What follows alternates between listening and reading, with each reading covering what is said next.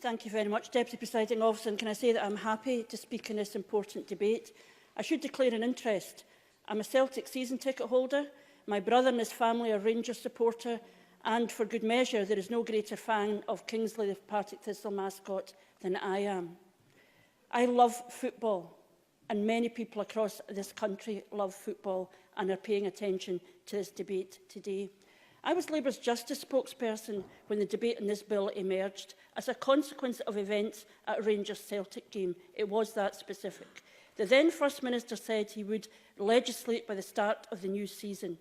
A good soundbite, I guess, but soon it hardened into an impossible timetable, with poor legislation developed with little thought and even less clarity. And despite all the reservations which came from across the chamber, including SNP backbenchers, the First Minister did pause, but then chose to dig in rather than reach out to others who were concerned about football. Now, I don't believe that there is anyone in this chamber who wants to celebrate sectarianism, who wants to hear racist or sexist or homophobic abuse at football or anywhere else, or would want to deny anyone protection from that abuse. So this is not a debate about who cares most about that abuse. It's a matter of judgment, seriously addressed. It's a judgment about whether this legislation makes things better or worse.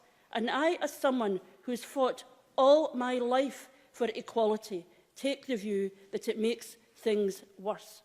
This is also not a bubble debate where we can somehow practice our outrage and demonise each other.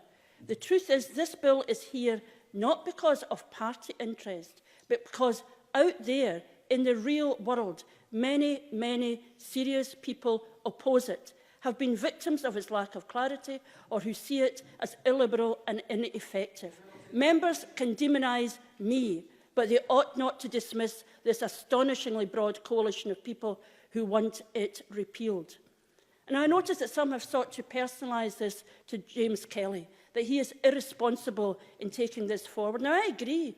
James Kelly should not need to be doing this. For any responsible Scottish Government worthy of its name, seeing the injustices perpetrated in its name through this legislation, and given the widespread opposition to it in the Parliament and outside, would have already acted to repeal it themselves and ensure there was a safety net if they perceived there to be a gap. There is no shame in admitting you got it wrong, but there is shame in obdurately refusing to listen. Now, the strongest argument made that I have heard against repeal is that it sends a message. But my problem is that it's not clear what that message is. For some, it sends very mixed messages. In truth, it's difficult to know how to avoid prosecution under the legislation. I can say something in here without harm, but if I said it at a football match, I could be prosecuted. I could say something in the pub with the television on showing the football, and I could be prosecuted. But if somebody had switched it to the tennis, I could not be prosecuted. For all too many football fans, it sends out an all too clear message that football fans are uniquely offensive, given to racist, sexist, sectarian and homophobic abuse. Now, football fans, in truth, reflect our society, and we should be tackling abuse wherever it occurs. The abuse is the issue, not the venue. So how do we get change? By understanding how football has already changed.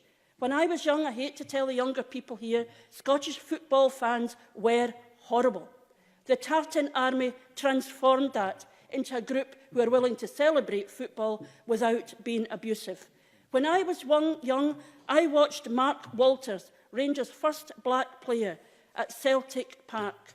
I was ashamed to see Celtic fans throwing bananas onto the pitch, and indeed my own husband wrote to Celtic View to insist that fans desist. That would not happen now, partly by education, partly by the enforcement of the law, but also because football fans themselves chose to act, to take on those who shamed their clubs and shamed their country.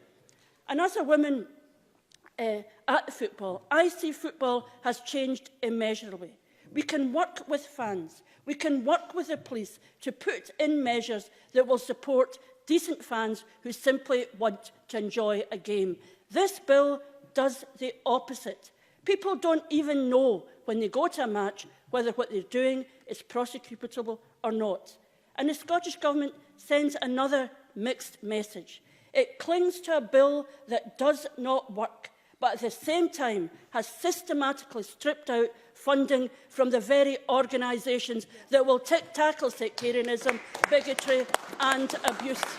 The work that needs to be done in our communities to root out these attitudes. These programmes are gone, and all we're left is with the bill and its title, creating difficulty in our communities. I will support its repeal at the end, because I believe in that way we are doing football in this country and the people who go there and our broader community you must close, please. The best service.